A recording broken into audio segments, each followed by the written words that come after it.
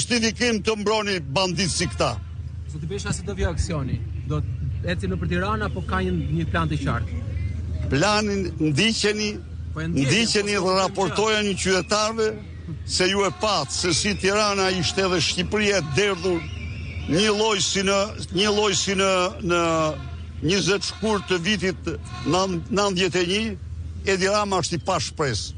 Mesazhi është Edi Rama është i pa shpresë, është i përfunduar. Si komentoni ujin me presion që hodh dhe gazin lotësiellës nga janë ata që hedhin ujë dhe gaz, janë Ilirian Proda dhe Sokol Bishga, dy kriminal të klasit më të lartë, të cilët në mënyrë absolute do të ndëshkohen me gjithë forcën e ligjit. Besha, pse e vendosët ditën e sotme të qëndroni me protestuesit? Nuk i pritën selinë e Partisë Demokratike se të tjera.